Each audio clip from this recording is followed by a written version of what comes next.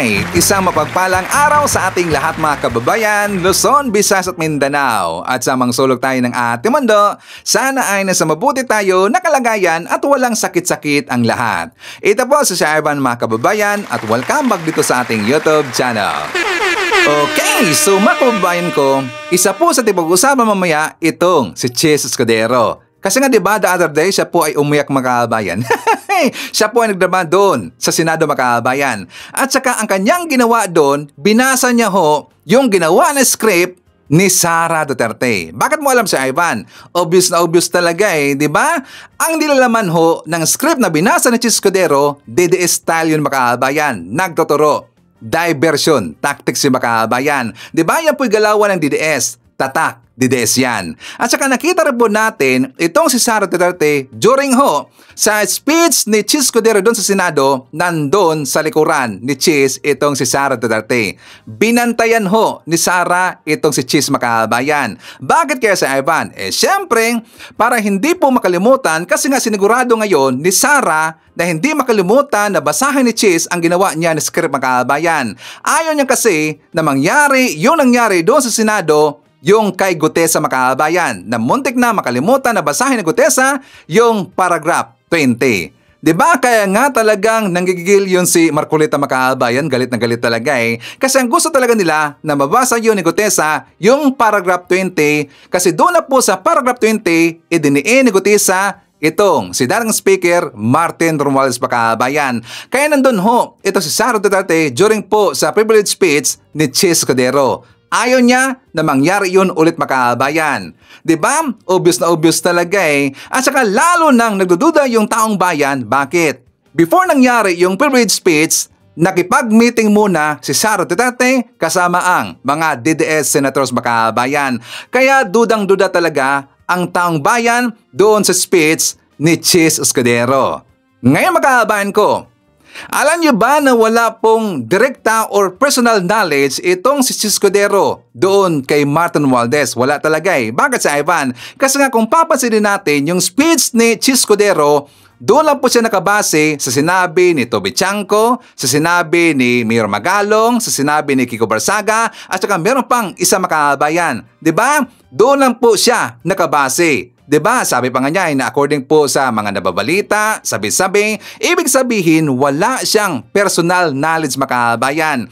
Pero itunuro niya itong si Martin Romualdez. Bakit si Ivan? Kasi nga para po ma-divert yung attention ngayon ng mga tao doon kay Martin Romualdez. Para doon na po nakatuon yung attention lahat ng tao kay Martin Romualdez. Kasi nga diba napakainit po yung pangalan ngayon ni Rizal de Co makabayan. So para ma-connect yung si Martin Romualdez, ginamit lang muna si Rizal de Co para ma-point nila si Martin Romualdez makabayan. So from Martin Romualdez, sure na sure tayo, ipopoint nila si PBBM. Correct if I'm wrong, mga DDS. Diba? Obvious talaga At saka napansin nyo ba si Sara Duterte, during kasi or pagkatapos kasi nabasahin lahat ang script ni Chis Escudero, gigil na gigil, talagang kinilig itong si Sara Duterte sa ginawa ni Chis Escudero makabayan. Napaganon pa nga Diba? Looks familiar ba? Diba ang finger gesture na ganun po ang ginawa ni Sara Duterte ay familiar sa ating makabayan? Diba mga DDS? Ganun-ganun talaga Yan po ay finger gesture, if not mistaken, money, money, money. Ang ibig sabihin, meron talaga po silang masamang balak makabayan. Gusto kasi nilang idiin itong si Martin Romualdez. Bakit? Para malihis ang atensyon ng mga tao sa issue kasi na kinakasangkutan ngayon ni Chis Escudero makabayan. Yung mga akusasyon nila doon kay Martin Romualdez, walang direct evidence. Base lang po sa mga hearsay makabayan. Pero ang issue ni Chis Escudero, documented ho yan. Unang-una, di ba merong issue po dito sa isang kontraktor na nabigay daw ng campaign donor doon kay Chis Escudero. Sangkot rin sa malaking issue ito si Chis, insertion funds makabayan. Kaya nga di ba inakusahan nila si Martin Romualdez na daw siya yung source sa kaguluhan ngayon sa Senado at saka sa Kongreso makabayan at buong gobyerno, ang source daw sa kaguluhan si Martin Romualdez. So siya po ang itinuro lahat ng mga DDS senator makabayan. Kaya nga, obvious na obvious talaga eh. So mamaya, pag-usapan natin yan. And also, syempre, hindi natin makakalimutan yung gulo doon sa ICC. Sa labas rin po ng dahig mga kabayan. Bakit si Ivan? Kasi nga diba nagsuntukan yung mga DDS? Yung mga DDS supporter at saka mga vlogger na mga kabayan, nagsuntukan ho sa labas ng dahig. Ganon talaga yung magunggong na yan eh. Di ba? Palagi silang nag-aaway mga kabayan. Bakit? Siyempre kung ano ang kanilang poon na si Sara Duterte na merong utak kriminal at saka mahilig talaga manggulo sa ating gobyerno at palagi pong naninira sa ating presidente, ginaya kasi nila. Kung ano si Sara Duterte, ganda rin po ang kanilang mga supporter mga kabayan. Gonggong talaga eh. Di ba? Nagsuntukan at sila po ay nilapitan ng Dutch Police mga kabayan. So mamaya, pag-usapan natin kung ano talaga ang kanilang pinag-aawayan mga kabayan at kung sino ang mga involved doon. At meron pong nalaman information sa Ivan that I believe iilan lang dito ang nakakalam dito mga kabayan. Okay? At syempre, pag-uusapan po natin mamaya yung pamilya Marcoleta, si Rodante or si Senator Rodante Marcoleta, ang kanyang asawa na si Edna Marcoleta na sangkot ngayon sa very controversial na insurance company mga kabayan, di ba? Yung Stronghold Insurance Company. Alam nyo, kapag meron talagang kalukuhang ginagawa yung tao mga kabayan, kapag merong gulo na gustong mangyari itong mga DDS at saka meron silang masamang balak na gagawin sa ating gobyerno at saka sa kanilang kalaban na politiko mga kabayan, malalaman talaga yan at malalaman talaga yan. Wala pong usok na hindi lalabas mga kabayan.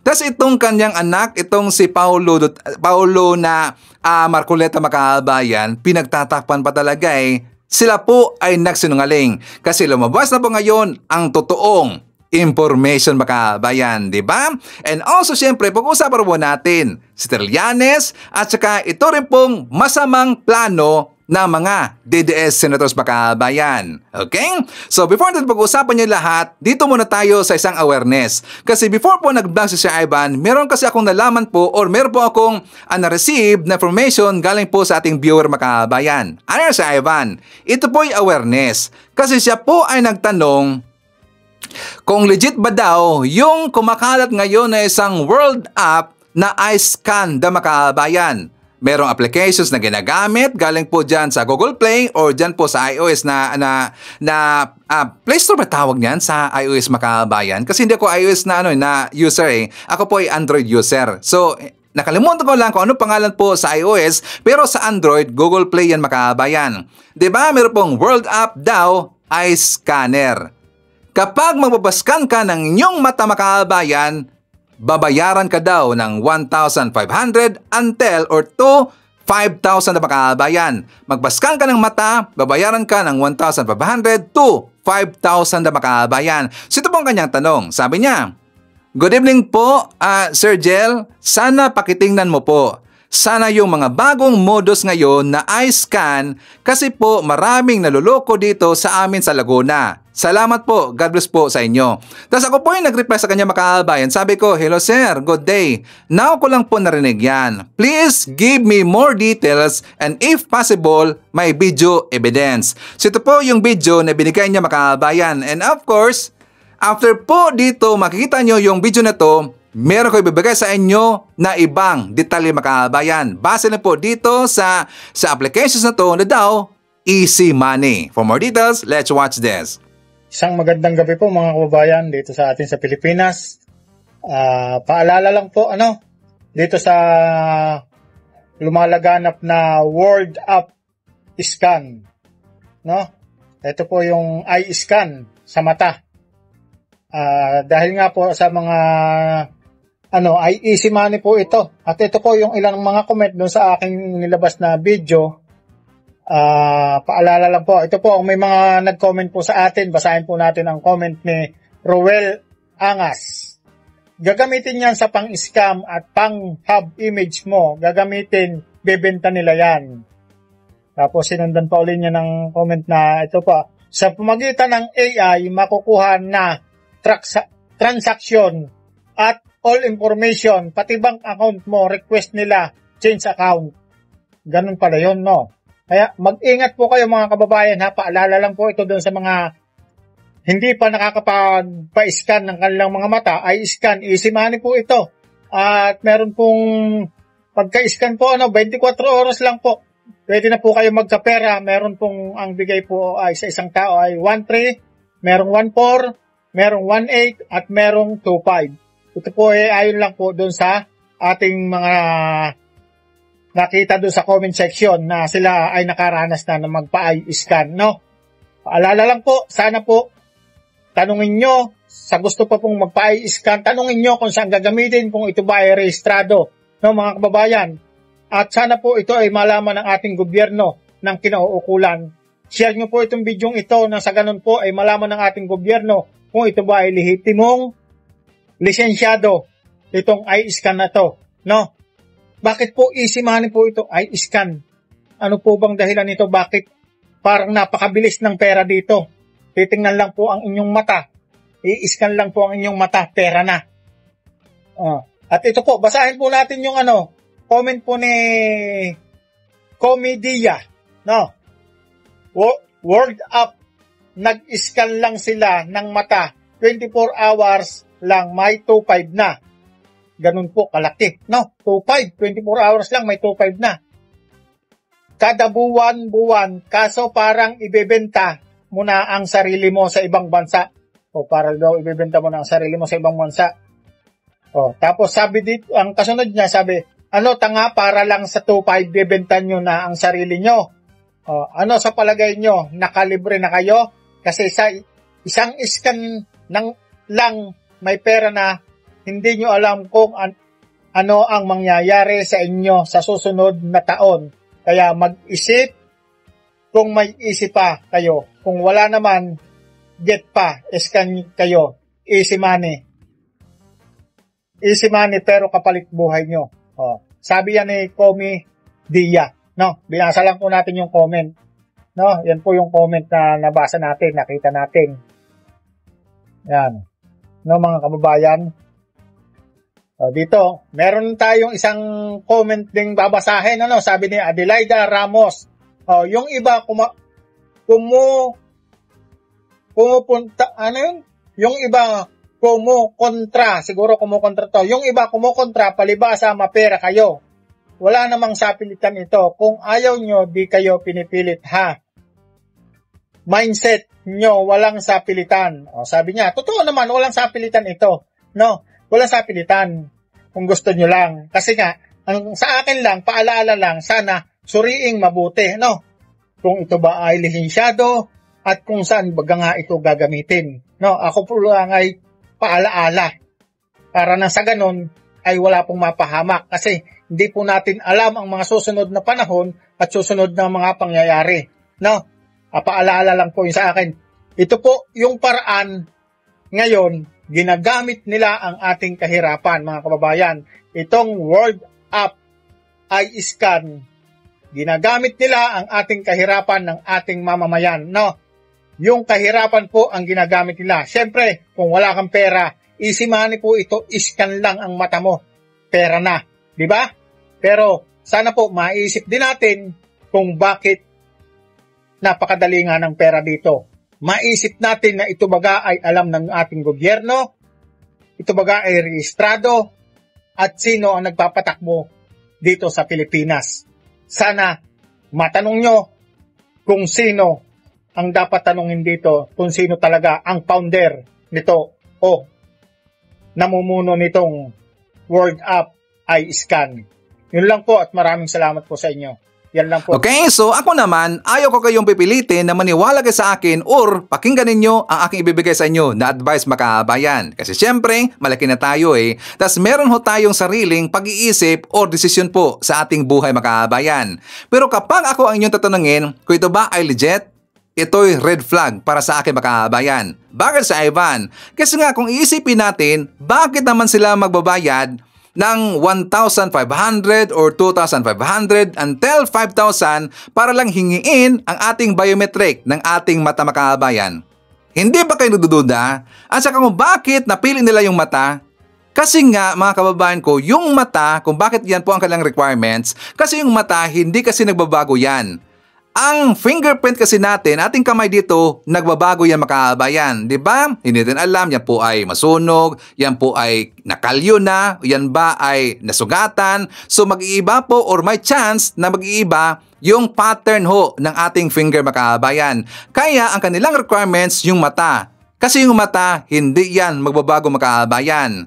So isipin po natin, hindi kasi natin alam kung saan nila yan gagamitin mga kabayan. Baka kasi in the future, magkakaproblema tayo. Baka kasi in the future, gagamitin nila yan para yan gumawa sila ng digital ID, para sa EI, para sa, siguro hindi natin alam, para po for surveillance, para po sa kahit ano pa man, hindi natin alam kung saan nila yan gagamitin mga kabayan. So ngayon, yan po yung aking ni-research. Hindi po World App iScan ang name ng application mga kabayan. Ano sa Ivan?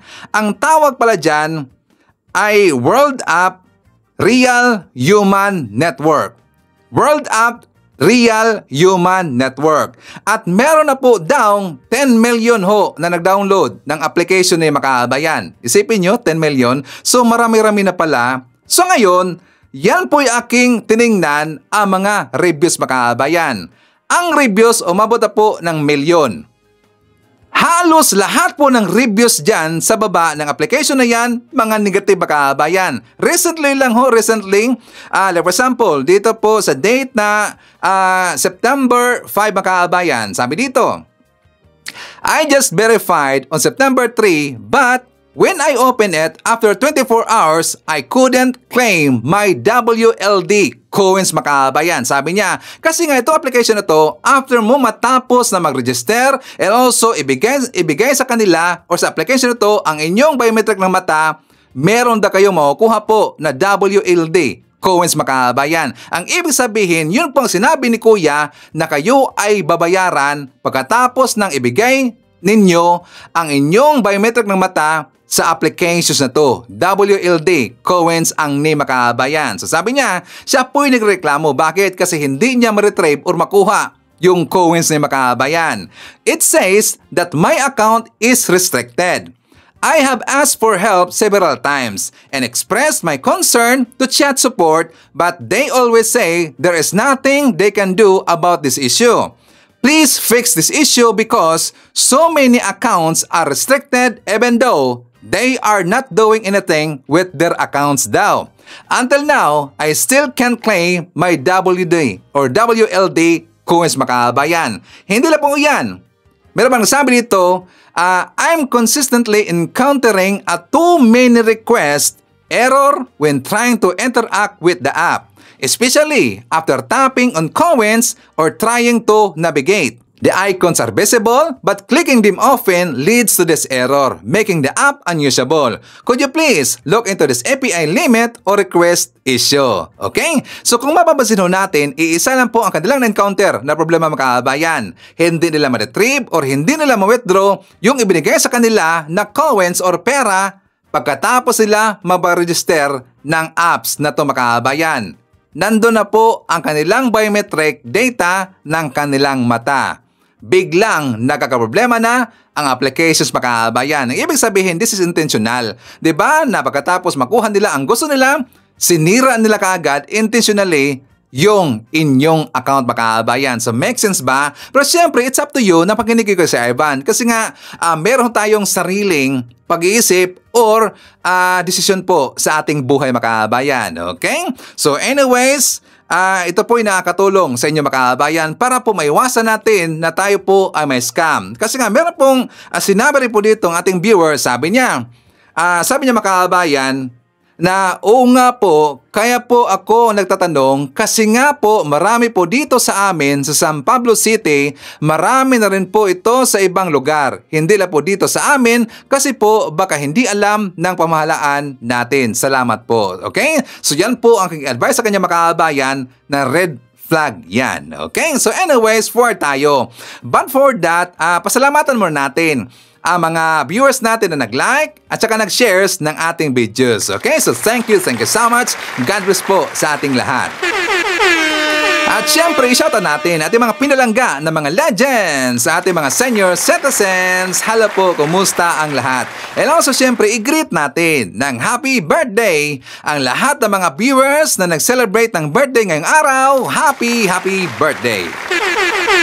And also, syempre, i-acknowledge natin at ang mga viewers na maraming na-comment dyan sa baba sa ating comment section ang ating pong top 5 commenters. At nandyan ang una sa ating listahan, si Sam Pagita. Mayroon siyang 35 na mga comments. Nandyan rin si Viven MRS or Mrs. Mayroon siyang 23 na mga comments. June Fernandez, mayroon siyang 15 na mga comments. Nandyan rin si Uzay Neti, mayroon siyang 15 na mga comments. And Nelly Domingo, mayroon siyang 14, lahat ng mga comments. Okay, so thank you so much.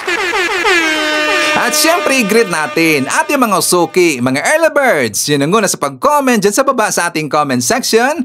Nandyan ang una ng comment si Mac Juan. Nandyan rin si Marcus Hernandez from North Carolina, USA. Euphemia, Alex Mores. Kasama rin po natin si Chudura Gamit from HK or Hong Kong. At nandyan rin po ating viewer na walang pangalan. User with no name from Hong Kong. Nandyan rin si Ray Gorduve, RG2131. Esther Rafol, Florfigo Mapak, Lupaka 2K. Nandyan rin si Elina Oshia, Josephine Gallego, Ophelia Zores, Zaida Taha from Riyadh, Saudi Arabia, Juan Pingue, J.R. Kodo, nandyan rin si M.E., Elizabeth Habihan, Sweetie J, Free Brunula, Adelaita, She-Man, and Haitso Rizalina, Dumawal. Okay?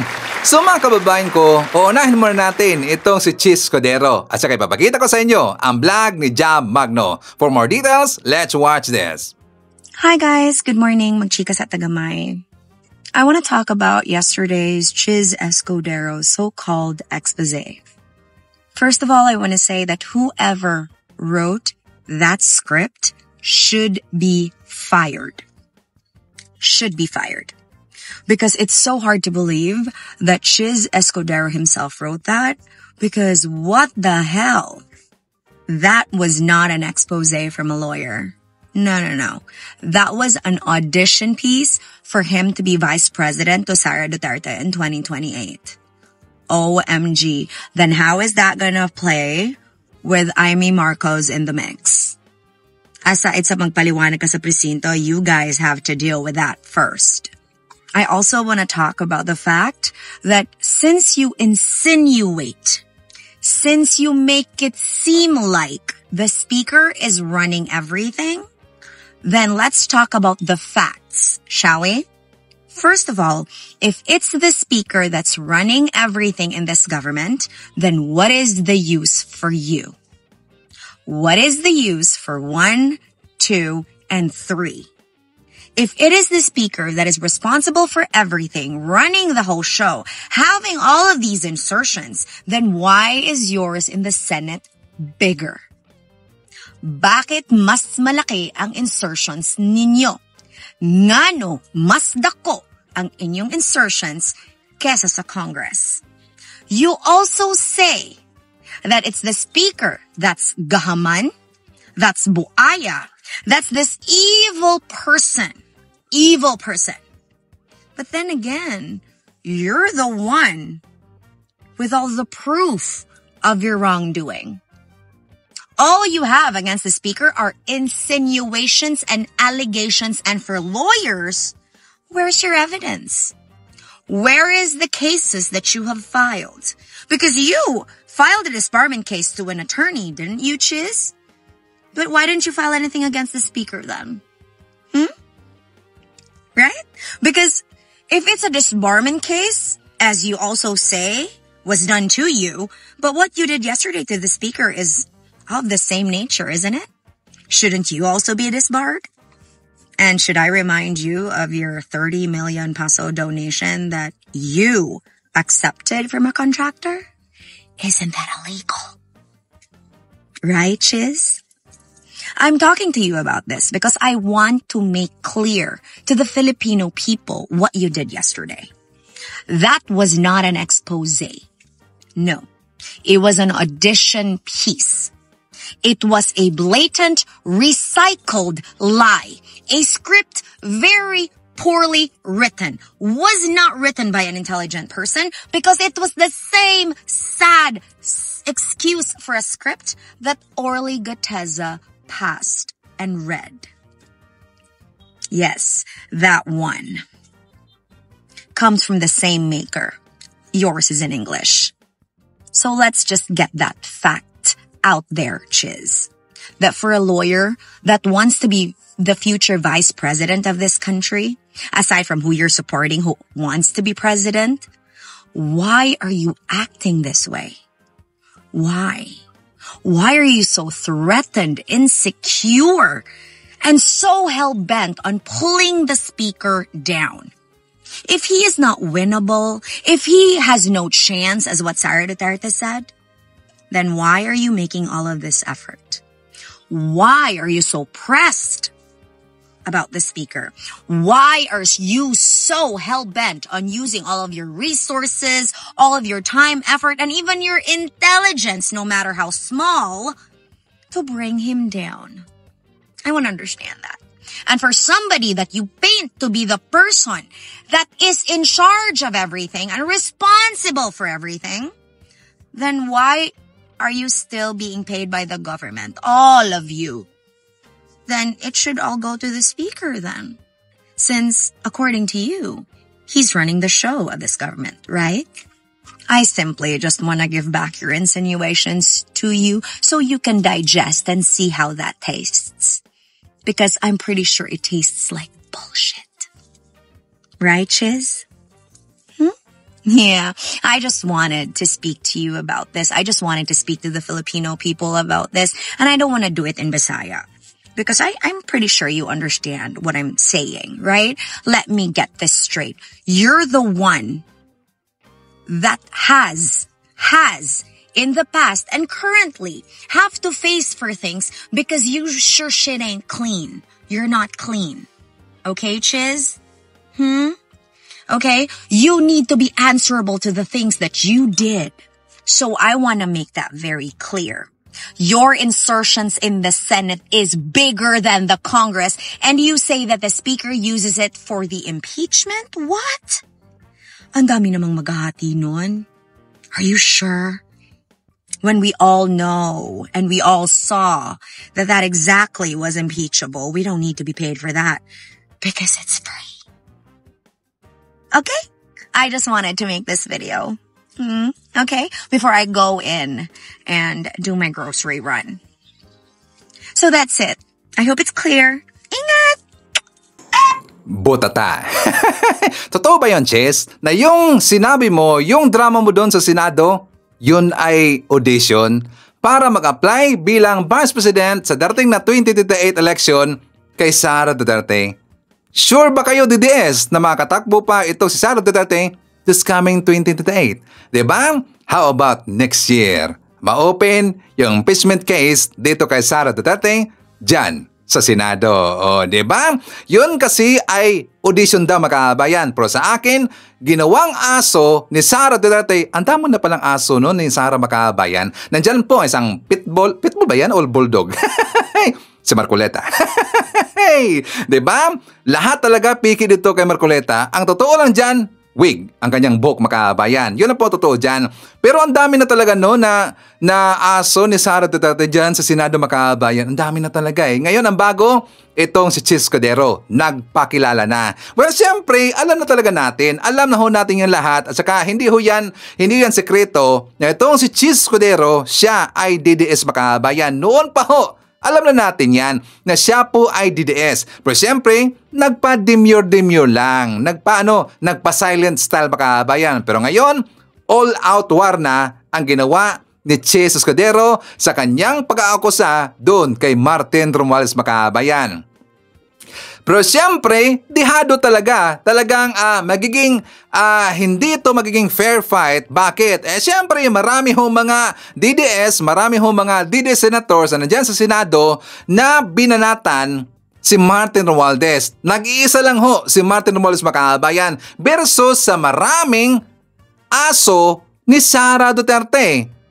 Ang ginawa ni Chis Escudero, I believe, Yan po dahil sa ganyan mga kabayan. Nakita na ho natin yan, di ba sa finger gesture po ni Sara Duterte?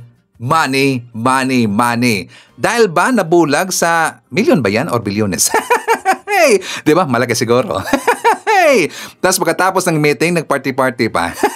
Totoo ba yun, Chis? Di ba? Party-party sila pagkatapos makabayan. Happy-happy talaga si Sara eh. So speaking of Sara Duterte makabayan, well, ipapakita ko sa inyo itong vlog ho ng ating kakilala na Pinklawan, vlogger makabayan. For more details, let's watch this. Oh, may bagong pakulo, may bagong narrative, may bagong pambubudol na naman ang ginagawa itong si Sara Duterte. Ang tanong, may naniniwala pa ba dito? Ang magnanakaw, ito kitang-kita natin na nagnakaw to, huling-huli to na nagnakaw Ang magnanakaw ay kapatid ng sinungaling. Kaya in most cases, pag magnanakaw, sinungaling din yan. Sinungaling din kapag ang isang tao ay magnanakaw. Ang sinasabi niya ngayon, nawalan doon ng malay si Digong sa ICC detention facility at hindi doon nila nalaman agad. Ay, ano naman ang pakialam namin kung nawalan ng malay yan? Buti nga yan, nawalan lang ng malay. Yung mga mahigit 30,000 biktima niyan, hindi na humihinga, nangakahimlay na, mga butot balat na by this time. Huwag kayong nagpapaawa. Huwag yung gamitin yung sitwasyon niya na yan para magpaawa kayo, humingi kayo ng simpatsya sa taong bayan. Dahil kahit ano mangyari dyan, kahit mategi pa yan, deserve niya yan. Buti nga nakakulong lang siya Humihinga pa siya Hinihintay na nga lang natin na mawala na siya ng hininga para matapos na yung mga problema natin dito sa mga Duterte na to Kasi hanggang may natitira dito sa mga to, hindi tatahimik ang bansang Pilipinas dahil ang pamilya na to, minsan ang nakapambudol at gusto pa ulit-ulitin na makapambudol na naman sila at ginagamit nila yung sitwasyon na yan ngayon para makapambudol ng mga DDS lang naman ng mga walang utak ang binubudol nila. Ang gawin mo, Sara Duterte, alam mo, umuwi ka ng Pilipinas or magstay ka dito sa Pilipinas ng matagal, magtrabaho ka, napakakapal ng mukha mo, pinapasweldo ka ng taong bayan, wala kang ginagawa kundi maglibot. Puro personal na bagay ang ginagawa mo samantalang sumusweldo ka. Pati yung mga security personnel at mga alipores na bit mo sa tuwing lumalabas ka ng Pilipinas, kami yung nagbabayad. Kahit konti ba, wala kang kahihiyan na nararamdaman sa sarili mo? Napakalaki na ng ninakaw mo sa kaban ng bayan, patuloy ka pa rin namin ginagastusan. At nangangarap ka pang maging presidente, ang kapal-kapal talaga ng mukha mo. Wala kang kahihiyan. Mahiya ka kahit konti, Sara Duterte. Mahiya ka. Yung mga pagpapaawa mo, wala nang naniniwala sa'yo, leche ka.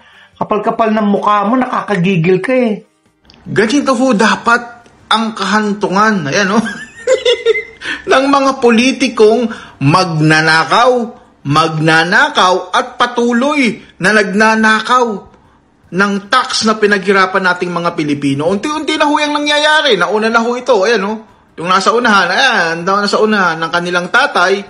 Sana ho, sumunod na ho itong mga ibang mga politiko na interes lamang ng mga Duterte at China ang isinusulong. Sunod-sunod ho yan. Ayan ho, si Bato, si Sara, si Bongo.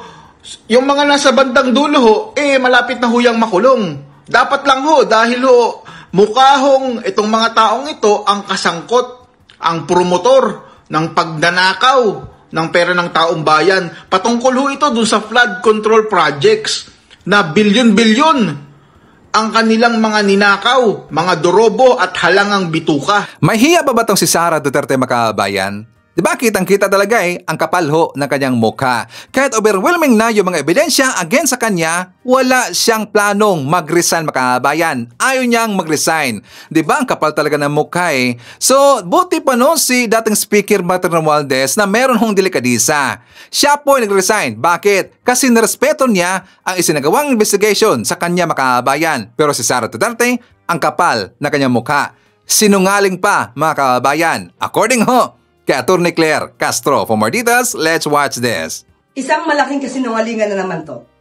Alam natin na matatag ang ating gobyerno, ang pamahalaang ang administrasyong Marcos Jr. ito ay ginigiba lamang ng mga obstructionist na tulad nila. Malamang hindi na nakikita anong ginagawa ng Pangulo dahil bulag sila. Nagbubulag-bulagan, nakapikit ang mata. Nakita na natin, sabi nga niya, marami na nagtatestify. Bakit? Ang Pangulo mismo ang nagpasimula ng pag-iimbestiga na ito. Hindi tulad ng nakaraang administrasyon, anong nakita niyong pagbulyan o pagbulga sa mga ganitong klaseng anomalya. So, hindi pwedeng sabihin na wala nagagawa ang ating Pangulo. Siya mismo, tandaan natin, ang nagpasimula ng pag-iimbestiga nito. So, kung ito man ang bansa natin ay hindi magiging matatag, hindi pwedeng mangyari yan dahil hindi papayagan ng ating Pangulo. Kasi yan po ang lagi sinasabi ni Sara Duterte. At yan naman po ay ipinakalka agad ng mga DDS na wala daw ginagawa ang ating Presidente Bakabayan. Wala daw nagawa sa bayan natin. Wala ba? Bulag talaga eh. Diba? Ganyan kasi yung mga utak talangka Bakabayan. Kasi hindi nila alam. Kasi hindi nila or ayaw talaga nilang panonoorin yung mga lakad ni PBBM. Kaya wala silang alam Bakabayan. Pero si Sara, tingnan nyo, puro lang lakwat siya Bakabayan. Pinagagastuhan natin si Sara, pera ng bayan ang kanyang ginamit para lang sa kanyang pansariling interes, nagrarally lagi sa ibang lugar Makabayan. Kaya nga diba bagyo, wala si Sara Duterte? Naalala niyo ba yung dumaan na bagyo Makabayan? Diba hinanap po na taga Davao City si Sara Duterte? Wala kasi, hindi tumulong Makabayan at wala po siyang planong tutulong sa ating gobyerno. Pinabayaan na niya ang ating mga kababayan dito sa Pilipinas. Ayaw niyang tulungan Makabayan kasi ang kanyang tinutulungan lang at saka doon na po nakabase ang kanyang atensyon sa lahat lang po ng kanyang mga nauto Makabayan, di ba? Kaya siya po laging hinahanap ngayon ng mga DDS at marami po mga DDS na nagbaliktaran na mga kababayan. And also, ipapakita ko po sa inyo yung press con ni Attorney Claire kahapon. Ito po ay kanyang pagsagot doon sa mga doon po sa chismis privilege speech ni Chis Escudero Makabayan. For more details, let's watch this. Yusek, good afternoon.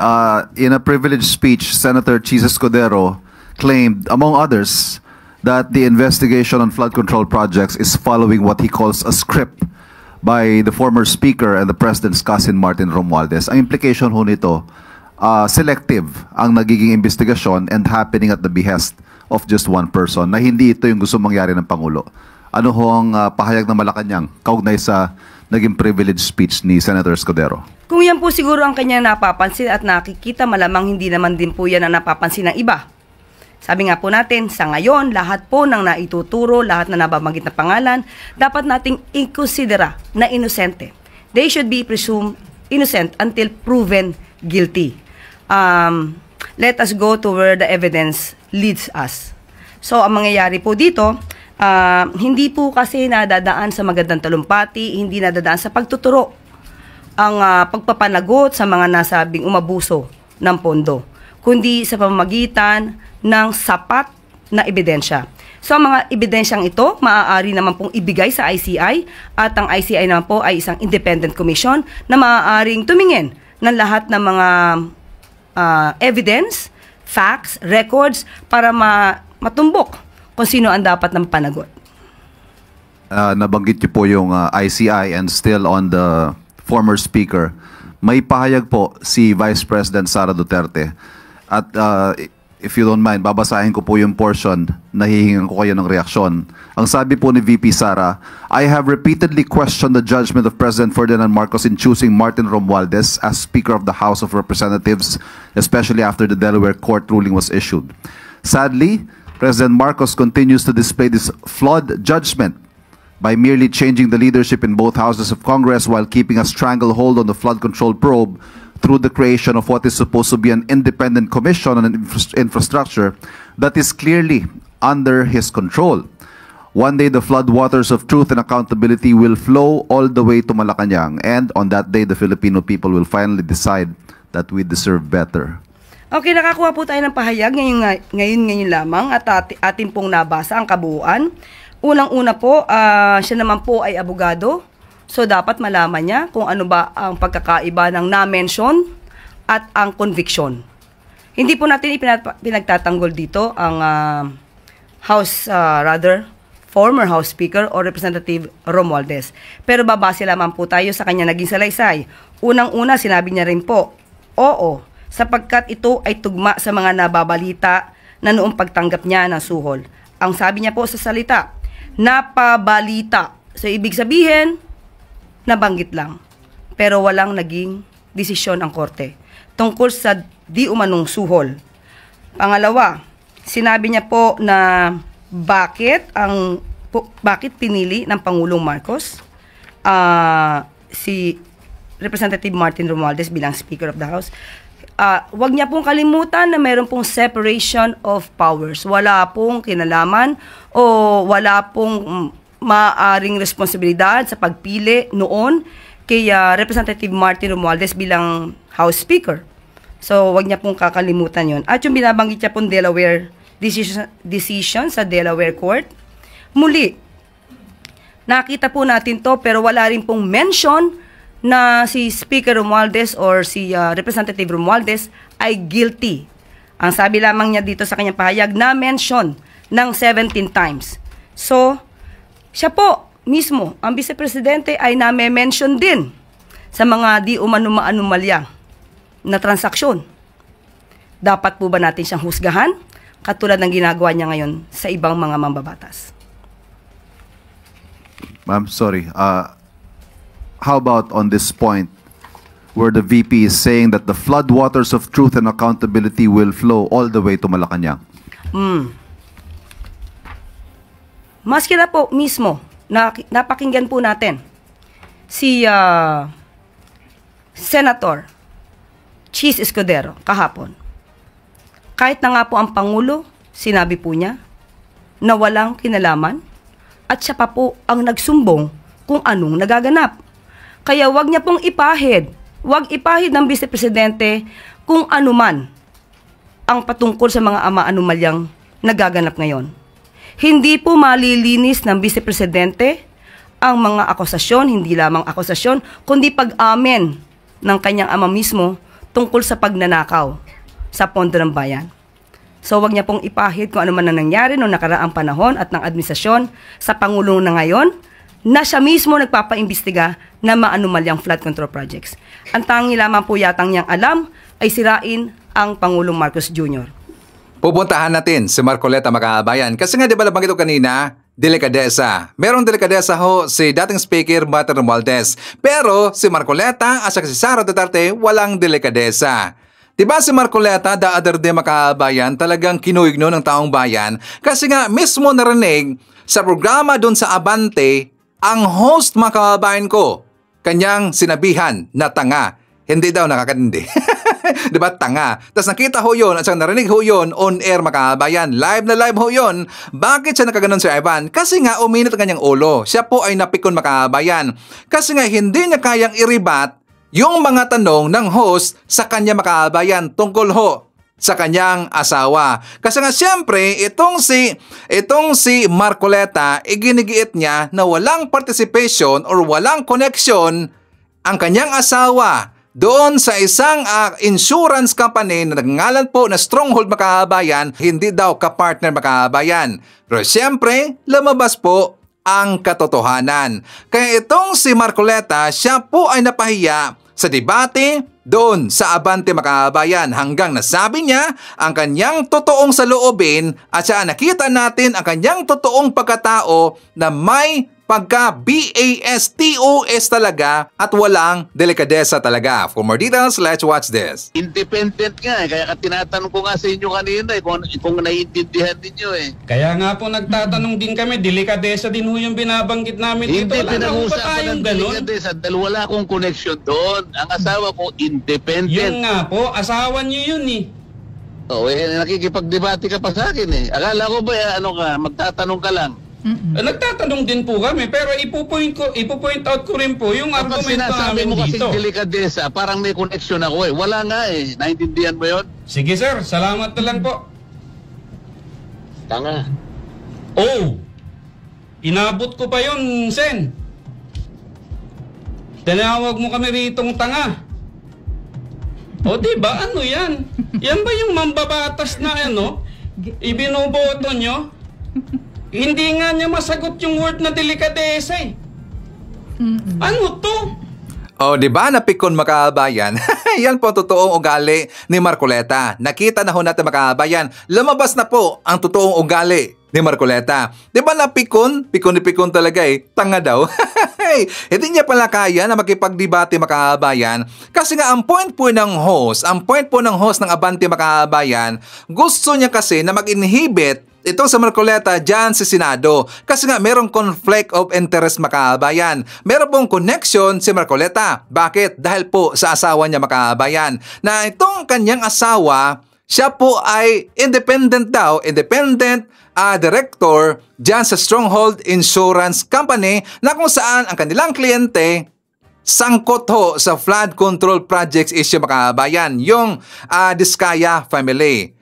So, kaya naman pala na todo tanggol itong si Marcoleta sa mga Diskaya. Bakit? Siyempre magagalit ang kanyang asawa. So, meron pong conflict of interest makabayan kasi merong connection ang asawa ni Marcoleta dito sa insurance kung saan kliyente nila ang pamilya Diskaya makabayan. So, ngayon ang palusot dito naman sa anak po ni Marcoleta ay independent lang daw na director itong kanyang mama dyan sa Stronghold na insurance company makabayan. Well, independent but still ay director makabayan. Diba? Sakto ba si Ivan? Still ay director. Nasabi pa niya, diba pinagalitan niya yung Billionaire News Channel makabayan kasi nga nagagalit siya kasi ang nag-expose dito yung Billionaire News Channel. Sabi niya, kayo ang bistado, Billionaire News Channel. Bistado ang bias nyo.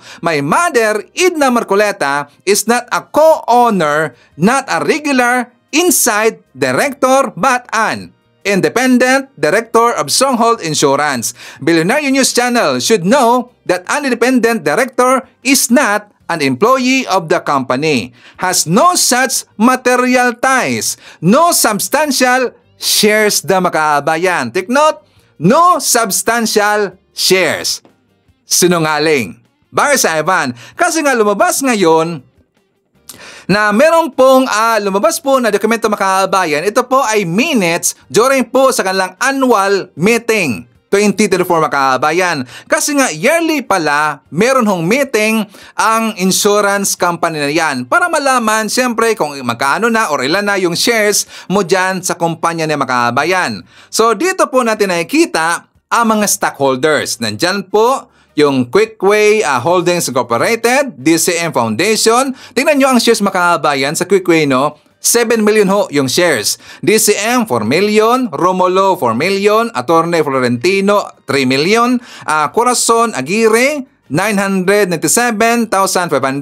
Tapos dyan po sa baba makabayan, highlighted po na yellow, Edna Marcoleta. Meron pong 500 na shares makabayan.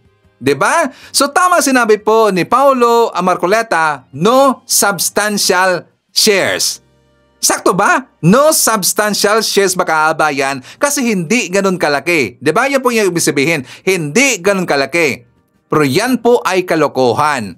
Malaki man or hindi ang shares mo dyan sa insurance, but still, may shares ka pa rin dyan makabayan. At meron kang nakukuha po na interest dyan. Correct if I'm wrong? Diba? Hindi ganun kalaki kasi nga kung titignan natin po sa iba po na mga shareholder or stockholders makabayan, milyones o doon, milyones. Pero dito po kay Edna Marcoleta, 500 lang. But still, may shares pa rin siya makabayan. Diba? Sakto ba sa Ivan na siya pa rin po ay co-owner makabayan? I-correct niyo po sa Ivan na kasi meron ho siyang shares dyan.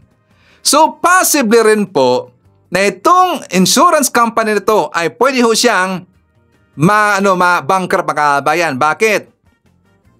Kasi ho, nandyan po yung Diskaya. At saka yung Diskaya, sangkot sila dito sa flood control project scandal makabayan. So kapag ipupull out na po yung mga shares dyan sa Diskaya, kasi nga malaki po yung shares dyan sa Diskaya makabayan, party ho sila sa insurance company niyan. Kapag yan po ay ipupull out po ng ating gobyerno, malamang sa malamang malaki ang posibilidad na yung insurance company niyan, yan po ay ma-bankrupt makabayan. Kung bakit? Let's watch this. Hello guys, nandito na naman ako at good morning dito, good evening dyan. Eto guys sa lahat ng mga ito pala. Okay. Ang asawa pala nitong si Marco Beta hindi lang director ng Stronghold but also director ng Milestone Insurance. Okay? So Milestone Insurance. Now, guys, eto yun. Wait, distract ako. Anyway guys, ito, confirm ba? Okay. Ang sinasabi ko sa lahat ng mga nagpapa-insure siya, ginagamit even sa mga sasakyan, Stronghold and Milestone, wag na kayong magpa-insure diyan. Unang-una, nako may chance ang mabankrupt na yan, Bakit? Dahil sa dinami-dami ng ghost project na naka-insure diyan, surety bond ng mga diskaya, hahabulin according to Secretary Vince at sa ICI, hahabulin talaga. Hahabulin yan ng gobyerno para dun sa mga warranty ng mga kanilang mga ghost projects at dun sa mga substandard na project. So, napakalaki na ng chance na yan ay mabangkarote. Bakit? Ang mga diskaya, mga assets nila, lahat mga frozen ngayon. At the same time, syempre, kaya nga surety bond so sasagutin ng insurance yung mga yon. So, hahabulin. So, ang chance malaki, mabangkarote na yan. Milestone and Stronghold. So, mag-ingat tayo sa lahat ng mga nagpapa-register ng mga sasakyan. Iwasan nyo na po ang Stronghold. Pangalawa, guys, direct sa dalawang kumpanyang yan, sa dalawang insurance na yan, ay director talaga itong itong asawa ni Marco Beta. At kung doon sa isa hindi siya independent director sa Milestone, dito sa Stronghold independent director. I mean, director siya sa Milestone, as in talagang director sa Milestone Insurance. Dito naman sa Stronghold is independent director. Guys, ang problema, confirmed, meron siyang 500 shares. Okay? Hindi minimal. Hindi minimal yung shares ng asawa ni Marco Beta sa Stronghold. Kundi confirmed ito, meron siyang 500 shares. Base sa dokumento ng SEC at ng GIS. Okay? O, sa mga familiar sa SEC dyan, tsaka sa GIS is General Information Sheet ng Stronghold. Is meron itong asawa ni Marco Beta ng 500 shares. So, hindi po siya minimal. Okay? So, yun lang. Kinginan yung mga didilis kayo. Yung mga kabubuhan yung kinginan nyo. Marco Beta? So, yun lang. Sumabubong didilis at pesa dyan. Kinginan nyo.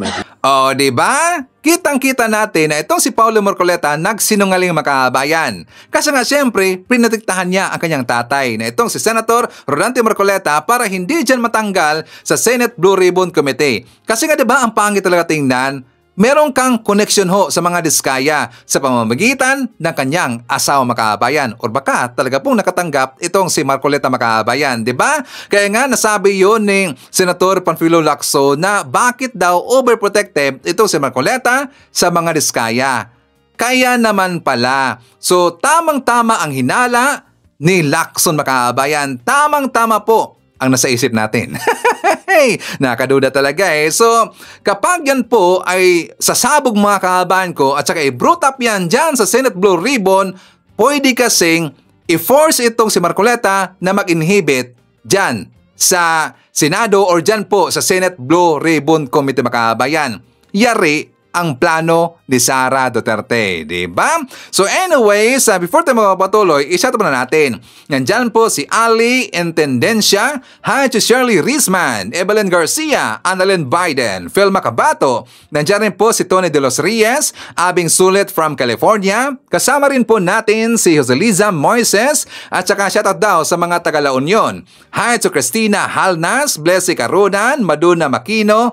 Hi to Evangeline Borgunyo, Dita Zamudio, nandiyan rin si Monet Borromeo, Paulino Antivo Jr., hi to Lorely Bernardo, Nino Piramo, Rolly Vicente, and hi to VMB Filipina page. Okay? So, ngayon mga kababayan ko, pag-uusapan na natin yung kaguluhan doon sa ICC. Diba, nakitang-kita na ho natin kung bakit very desperate ngayon ito si Sara Duterte? Kasi nga hindi umepekto ang kanilang plano na drama-dramahan na daw merong problema na itong si Digong sa kanyang health mga kababayan. Hindi na daw stable. Nung una, ipinalabas nila na hindi daw fit for trial si Digong kasi nga makakalimutin na mga kababayan. At second, ngayon naman, sinakyan nila yung sinabi ni Harry Roque na nawalan daw ng malay si Roque dyan sa kanyang detention center sa ICC mga kabayan.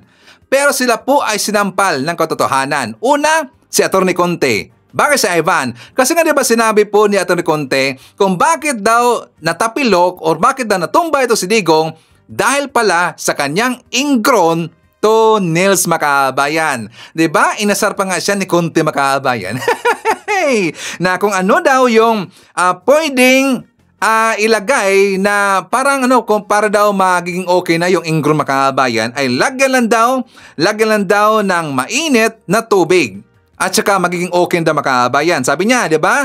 Ibabad sa tubig at saka suka makabayan. Dahil pala sa ingrown toenails sa Digong, kaya siya muntik nang matumba or daw natumba makabayan.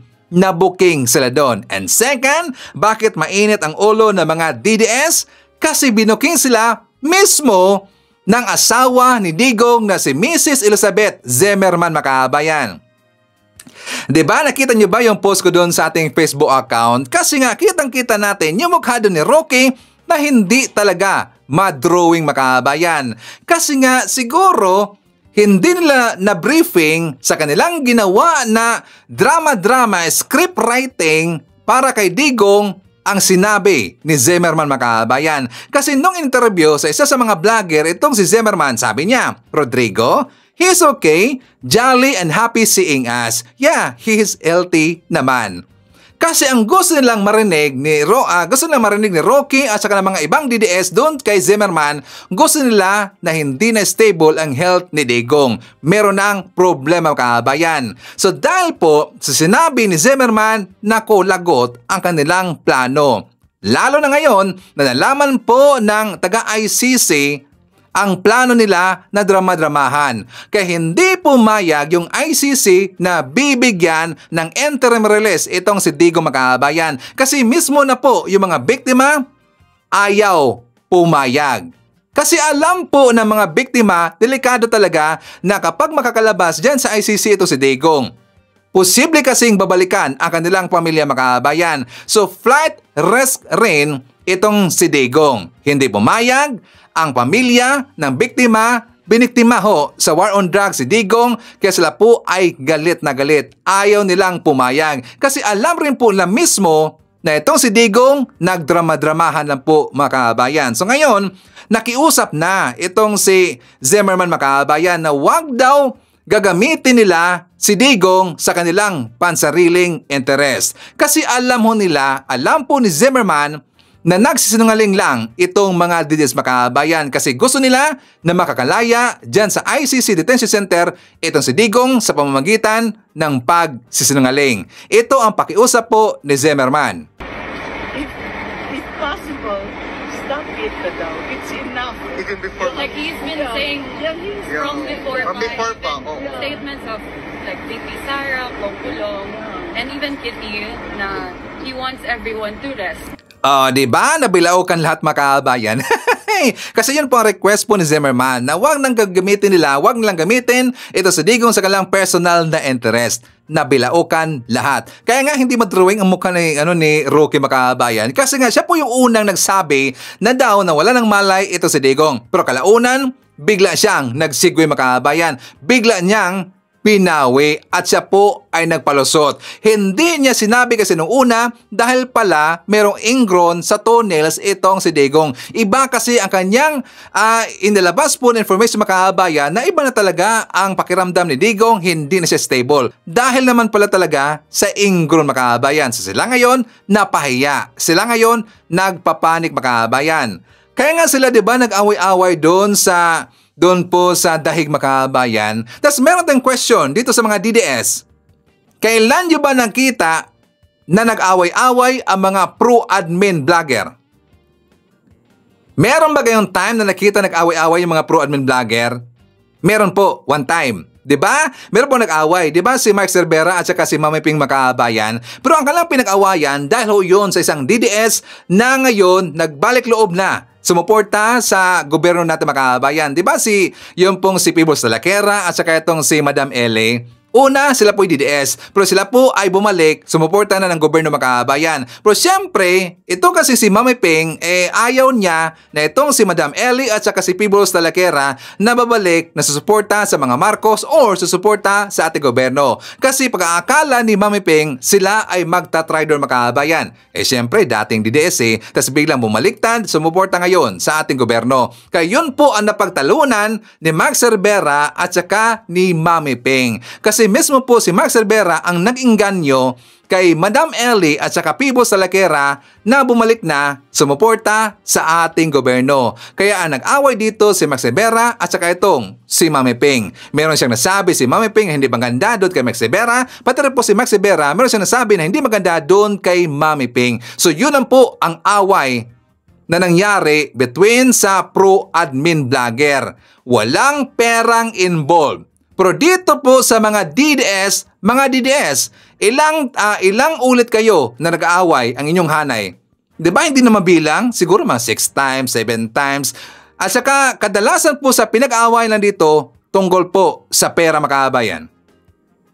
Diba yung una nagbukingan sila na yung pala mga vlogger nila na lagi pong nagbablog or lagi pong nagrarally doon sa EDSA, diba sila si Princess Maui, sila po si yung vlogger na babae na walang ligo makabayan, saka yung grupo nila Alpotera na meron palang malaking perang natanggap galing sa mga OFW na mga DDS na bigay sa kanila ng donation makabayan para lang sila ay mag-rally. Diba according po kay Mau Spencer, halos umabot po ng 400,000 makabayan. Isipin nyo, pinadala sa kanila halos umabot po ng 400,000. Kaya sila ay eager na eager talaga na mag-rally. Kasi meron pong silang nag-back up or meron pong nag-back up sa kanila na funders, mga OFW makabayan. Hinot-hotan nila yung mga kababayan natin na mga OFW na mga DDS. Doon sila nagbukingan, nabulgaran, away-away dahil lang po sa pera makabayan. December po, di ba next time pera pa rin po ang kanilang pinag-aawayan makabayan, hindi yung sa rally, iba pa rin ho. At saka next, yung nangrally po sa Humba. Naalala ba din yung Humba makabayan na dahil po kay Harry Roque, si Roque nagdaldal doon kasi nga mutik nang maubos yung Humba makabayan. Diba nakatawa talaga dahil po sa Humba. At saka meron pa yung nasundan makabayan dahil po doon sa mga girlfriends ni Digong, nag-away-away sila kasi nga yung iba doon po kumampi sa girlfriends ni Digong. Yung iba naman galit na galit ho sa mga girlfriends ni Digong kasi sila po ay nag-away-away makabayan hanggang umabot ngayon. Diba? Doon po sa awayan ngayon sa dahig makabayan. Pero ipapakita ko muna sa inyo ang video na to. Kasi nga para po maintindihan natin makabayan. For more details, let's watch this.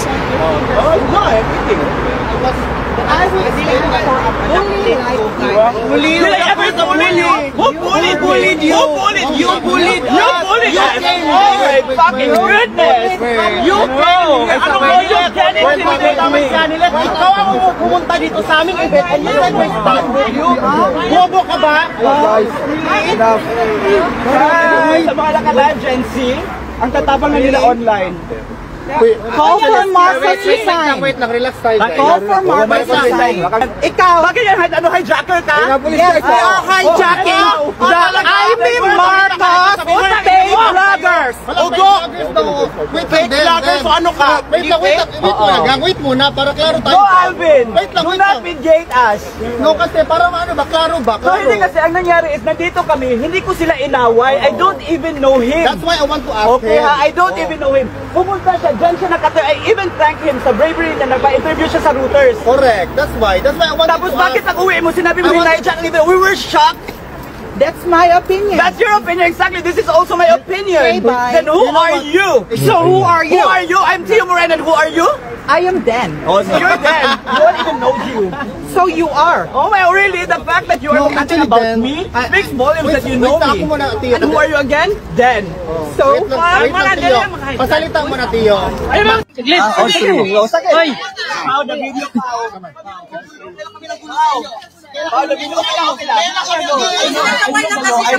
Hoy! Sino? Jason.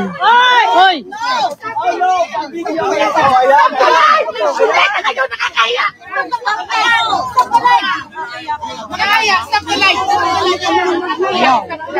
Kuya, layo.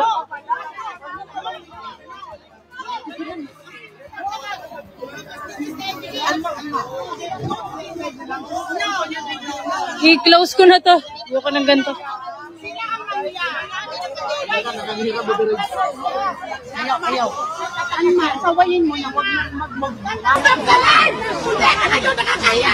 Stop the line! Nakakaya! Stop the line! Stop the line na! Nakakaya! Stop the line! Guys, stop the line! No! Not necessary to stop the line! Because this is the evidence!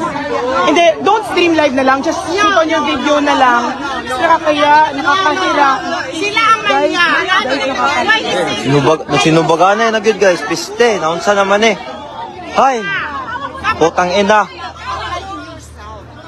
Ito siya eh. Yan siya ang lahat.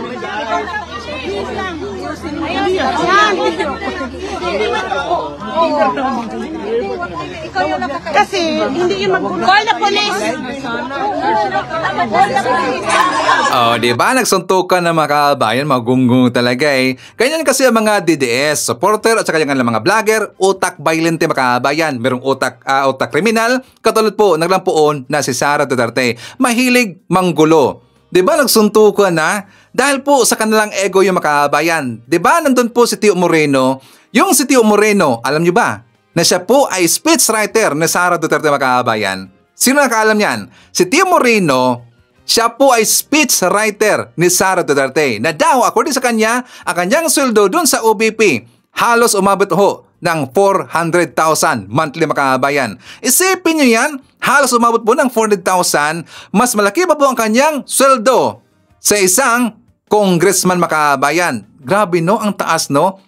Speechwriter ni Sara Duterte. Kaya nga lagi kong sinasabi na kapag merong speech itong si Sara, gawa ho yan ng script ng kanyang supporter mga kabayan. Kasi meron siyang speechwriter itong si Sara Duterte. At yan pong si Tio Moreno mga kabayan. Bakit nang gulo si Tio Moreno doon?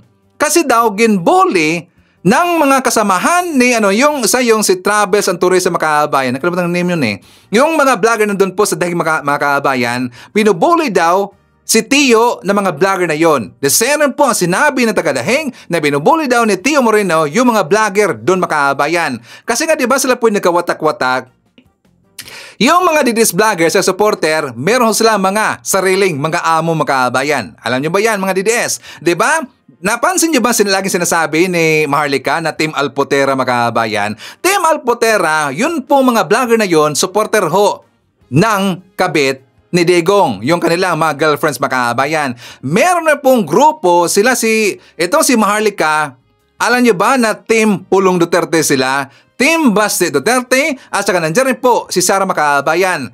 Meron na pong grupo na Team Amy Marcos. Sila po ay nagkahati-hati mga kabayan. Kasabi pa ni Sara, gusto niya kapag aprubahan daw na taga-ICC ang interim release ni Digong, gusto niya doon mismo direct uuwi si Digong sa Davao City mga kabayan. Mas lalong hindi papayag ho ang taga-ICC niyan. Ano ang mga ipinag-post ngayon ng mga DD supporter? Nakauwi na daw si Digong. O, diba? So, anong nangyari ngayon? Nilapitan sila ng Dutch police. Okay, the situation is this. There was an argument. It was verbal, and then afterwards, it escalated. The husband, her husband. Because, wait lang. because he came to me. They were, Wait lang. Yeah, you cannot come here, minir, so we catch a beche on the prata. And then all of a sudden, listen to me. They were verbally fighting, and then all of a sudden, I think the husband wants to protect her. So, he jumped on him and then pushed him. So hanggang doon lang po yung video mga kabayan kasi nga pinutol nila. Kasi ayaw nilang malaman ng taong bayan kung ano ang kasunod na nangyari pagkatapos silang kinausap ng Dutch police. Pero meron po nag-comment na daw sila po ay winarningan. Pinalayas na sila dyan sa Dahig mga kabayan. Kasi nga tingnan nyo yung street na yan, nilagyan na ho nila ng title na Duterte Street mga kabayan. So sila na pala ngayon ay pinalayas dyan sa Dahig. Ngayon, narinig natin na itigil daw yung live nila during po na sila nagumbagan makabayan. Stop the live daw kasi nakakahiya na.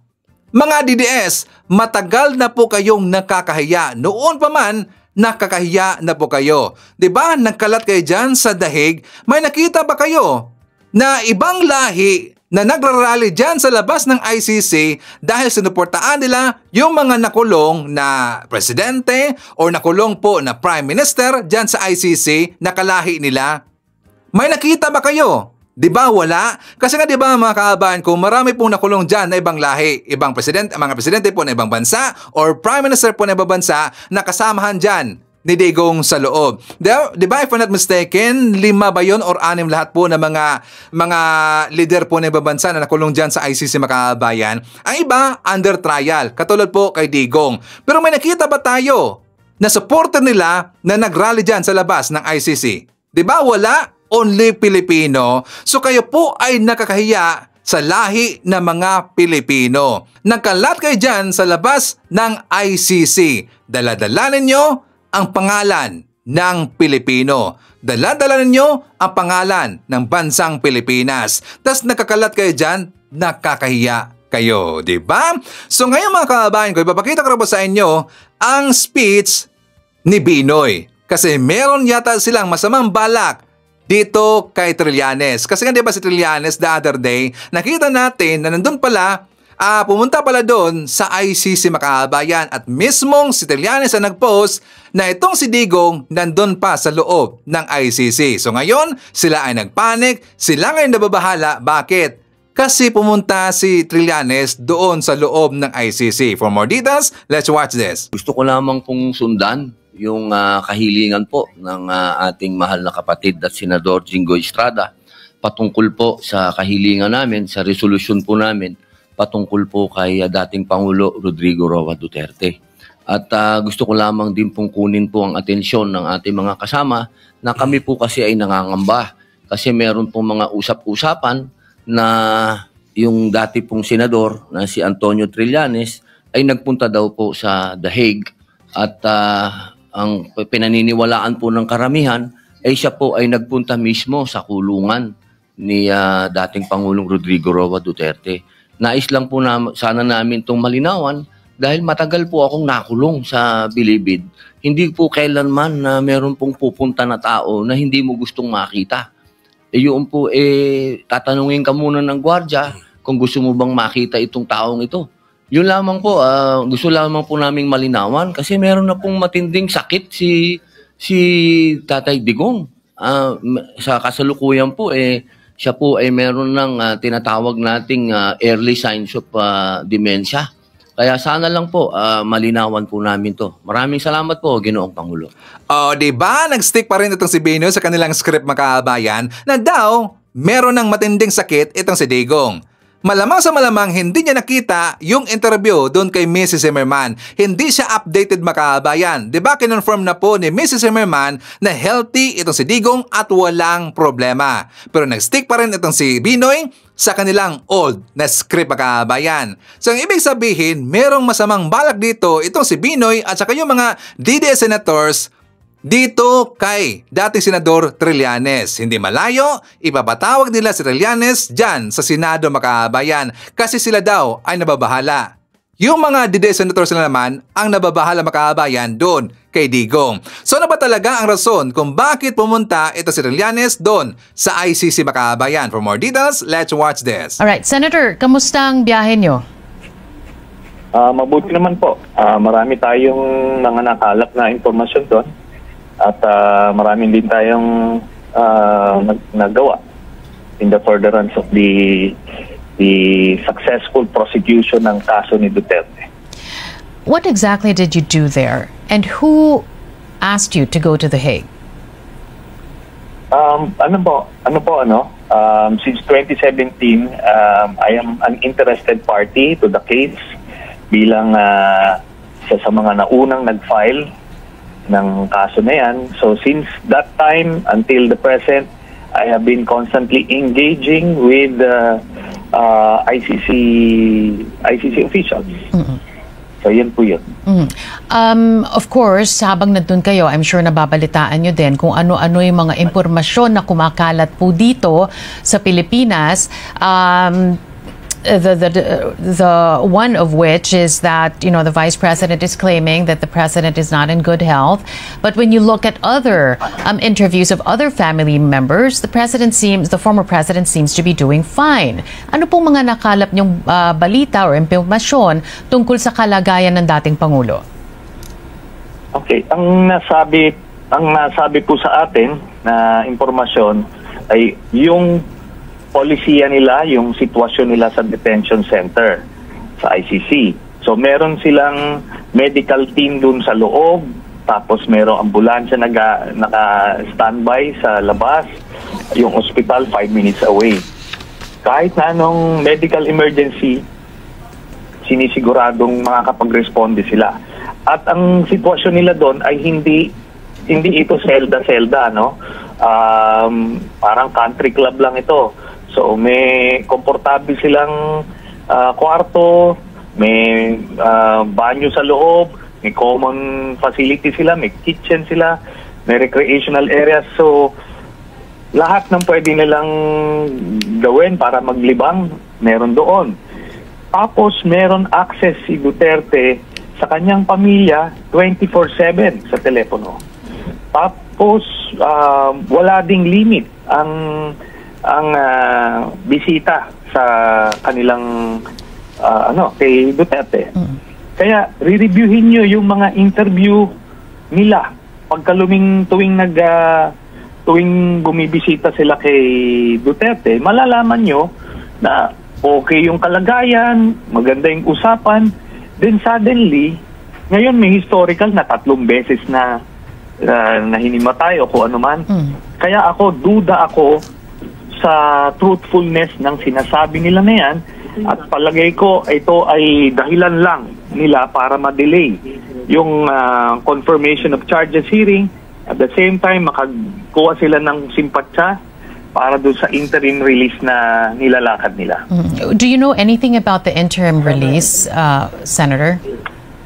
Okay, sa interim release, ang sinasabi sa atin ay it will be opposed vehemently by the prosecutors and by the families of the victims.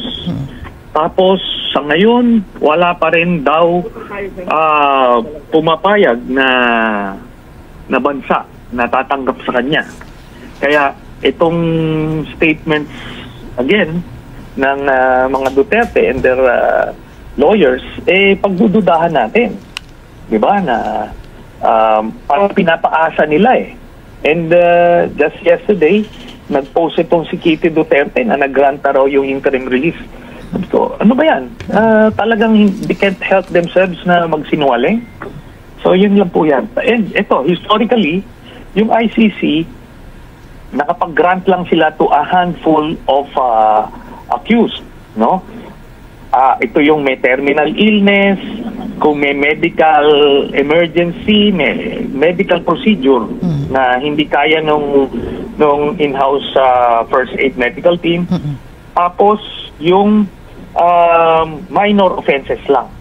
Meaning yung obstruction of justice type of cases, hindi yung mga capital cases, capital crimes, as crimes against humanity ni Duterte. So, hindi nangyayari yan before, at I don't think mangyayari yan dito. Senator, you're no stranger to tactics that are used to gain the public sympathy, hindi po ba? Kung alam ng mga Duterte na hindi totoo yung sinasabi nila, bakit ho kaya nila sinasabi pa rin ito sa kanilang mga followers? Ano sa tingin nyo ang pakay nila?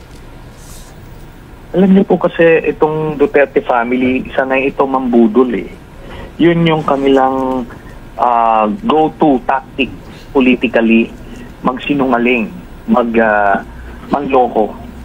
Kaya ako naman, ito yung ginagawa ko, binabasag ko yung pambubudol na yun. Di ba? And ito lang sana I was hoping mo dun sa mga nag-i-interview sa kanya dun sa dahig, na pag sinabi niyang, ito 3 beses na hinimatay si ano, dapat tinatanong, kailan nangyari? Kakalabas nyo lang nung before September 21, I think September 19, nagpa-interview, wala naman sila sinasabi insidenteng gano'n. Ano yun, sumusulpot lang? Tapos sana tanongin nila, di ba merong access sa inyo, nakikipag-uusap sa kanya, araw-araw almost. Si Duterte, 24/7 ang access nila. Bakit walang lumalabas? Suddenly ngayon, ang haba na parang ilang insidente na nangyari. Tapos, never siya na dala sa ospital. So, sabi ko nga, I am not ruling out the possibility na ito, totoo yan nangyari yan. But based on the evidence at yung mga sinabi nila before, malabo na nangyari yan. Senator, Congressman Pulong Duterte came out with a post, no? At ito naman ay sinagot ninyo. At sinabi ninyo, more to come. Anong ibig sabihin nyo dito sa more to come nung sinagot yung sinagot ninyo yung post po ni Congressman Pulong? Okay, kasi ang context nun, parang sinasabi niya yung mga fugitive from justice like na Matubato, Las Cañas, tapos ngayon Garma, yun yung mga testigong tinatago ko. So, sinasabi niya, ito na, dahil madadagdagan pa. Kaya nga, sinasabi ko, talagang, yung mga conspirators na or for that matter, mga direct participants sa krimen na yun talaga yung mga the best witnesses dito. Sila yung mga insiders di ba? So, kaya more to come. Sabihin, meron pa mga tinatrabaho tayong mga testigong para para masigurado na makonvict yung tatay niya. Okay, so kasama rin po natin si Garrigo Soforog, nandyan rin po si Federico Jr. Abriam, Hatsuweni Ragasaho, Meko Meki Cabautan Trinidad, nandyan rin si Erning C, Darlito Domingo, Arlicia Lic, Rogelio Villanueva, nandyan rin si Gareth Batarena, Adi Ubay, Lorna Villanueva, Madriaga, Lovely Kate. I-shoutout natin, nandyan po si Juliet Sunakawa, Elza Hoffman, Nelly Duhay Lungsod. Nandyan rin si Liza Sadora Pahe, Nelson Clariza, Mege Boom, Amparo Carpiusan, Felix Dering. Nandyan rin si Testa Maliwan and Hearts Mens ni Yaka Nolpez. Okay, so mga kababayan ko, yan natin manakalap na mga balita ngayong araw. Kung nakaabot ka po sa portion na to, sana nakapag-like na ho tayo. Libre po ang mag-share, libre din na mag-subscribe. Again, maraming salamat sa mga viewers na hindi nag-skip ng ating mga commercials. Thank you so much. At before natin tatapusin ang ating programa ngayong araw, sana sabayan nyo si Sir Ivan para sa ating live messaging prayer. Panginoon, salamat sa bagong araw na muli mong ipinagkaloob. Salamat sa hininga ng buhay, sa kalakasan ng katawan at sa pag-asa na hatid ng umaga. Naway ikaw ang maging gabay namin sa lahat ng aming gagawin ngayon, sa aming trabaho, sa aming pamilya at sa pakikitungo sa kapwa. Bigyan mo po kami ng malinaw na isipan, matatag na loob at pusong handang magpatawad at magmahal. Ilayo mo kami sa kapahamakan, sa tukso at sa maling landas. At sa bawat hakbang, ipaalala mo na hindi namin kailanman kayang mag-isa. Kailangan ka namin, Panginoon, sa bawat sandali. Idinadalangin ko ito sa pangalan natin Panginoon Jesucristo. Amen. So maraming salamat mga kababayan, and I hope to see you again on my next video.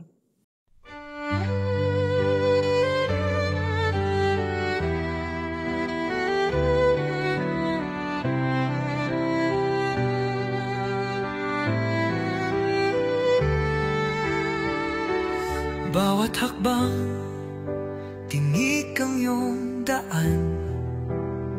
Sa sariling bayan, ika'y hinusgahan.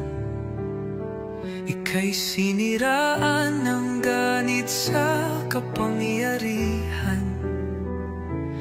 Hagilang nagnakaw ng pera ng taong bayan. Pinapasan mong lahat ng dusa. Matatag ka, hindi gaya ng iba. Ngunit kahit sugatan, kahit lumuluha, iniisip mo pa din kapakanan ng iba. Bongbong, hindi ka kailanman iiwan. Loyalistang hanggang dulo ay nandyan. Kasama mo kami sa lungkot mo at saya. Pagkat Pilipinas, ikaw ang pag-asa. Sa laot ng unos, ikaw ay nag-iisa. Iba'y nagbubunyi sa iyong pagdurusa. Ngunit lahat ngayon ay malinaw na. Katulong mo ang Diyos, nag-iba sila. Ipinaglaban mo ang lahing sinumpaan. Nagkalat peking balita sa mamayan. Binabaliktad nila ang katotohanan, pero hindi na naig ang kanilang kadiliman. Bongbong, hindi ka kailanman iiwan. Loyalistang hanggang dulo ay nandyan. Kasama mo kami sa lungkot mo at saya. Pagkat Pilipinas, ikaw ang pag-asa. Iginuhit ng kasaysayan ng pangalan mo, dalisay. Ngunit bakit tila nais kang burahin at si Apolacay? Sa iyong mga mata, may luha ng matinding pagdurusa. Ngunit sa puso mo, bayan pa din ang inuuna. Bongbong, hindi ka kailanman iiwan. Loyalistang hanggang dulo ay nandyan. Kasama mo kami sa lungkot mo at saya. Pagkat Pilipinas, ikaw ang pag-asa. Bawat hakbang, tinik ang iyong daan. Sa sariling bayan, ika'y hinusgahan. Ika'y siniraan ng ganit sa kapangyarihan. Hagilang nagnakaw ng pera ng taong bayan. Pinapasan mong lahat ng dusa. Matatag ka, hindi gaya ng iba. Ngunit kahit sugatan, kahit lumuluha, iniisip mo pa din kapakanan ng iba. Bongbong, hindi ka kailanman iiwan.